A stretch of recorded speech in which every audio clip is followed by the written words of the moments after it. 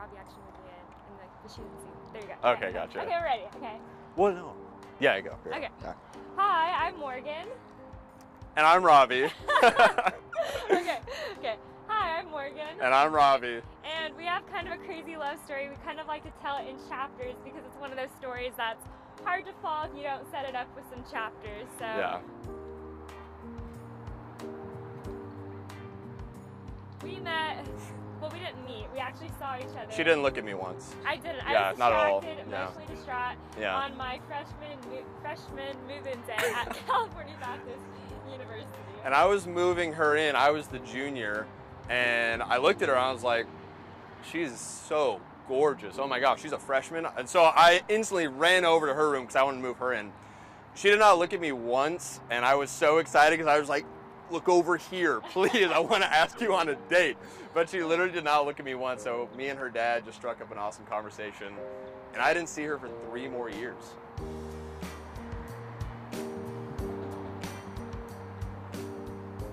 I'm in the Ontario airport and waiting to board my flight, and I hear somebody behind me talking about his March Madness bracket.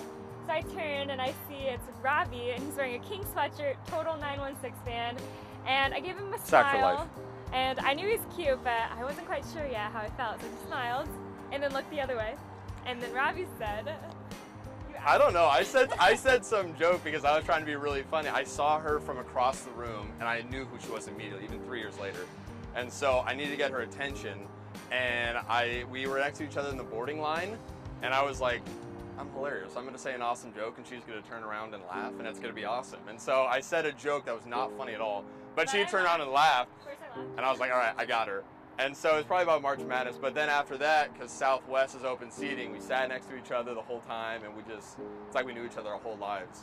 Yeah, and it was the best flight I've ever been on, and it flew by. Yeah, it was pretty literally flew by. It was pretty great. And then Literally. Literally flew by. Nice. And then we parted ways, and we both kind of had this peace that like maybe we'd see each other again, but we didn't exchange contact information. I was a little shy at the time because this hunk. Hey, no, So she's so gorgeous. This is called The Church.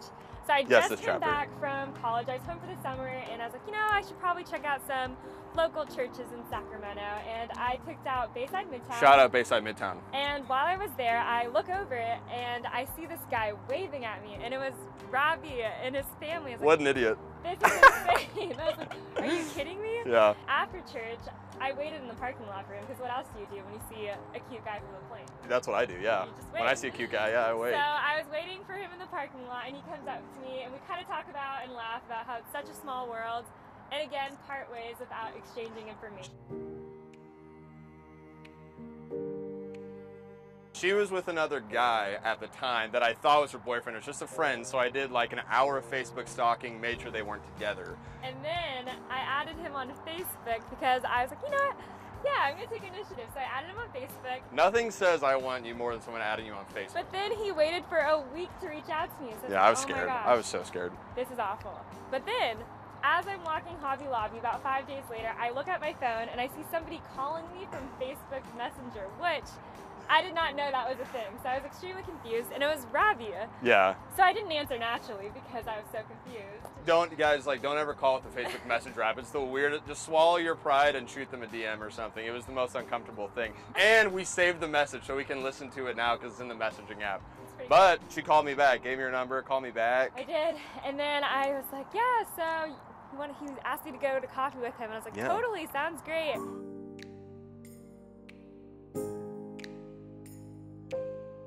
Best chapter. Yeah, so I'll let Robbie take care of that one because it's his plan. Yeah, so we know the majority owner of the building, 520 Capitol Mall, Tim Lefevre, and he let me up there to just kind of check out the whole view. And it was during the huge Paradise Fire, and so it was during Thanksgiving time, November 15th. And I was like, well, let's put it off another month, but I know I want to do this because that's the time of our Clark Pacific, where I work, our Christmas party.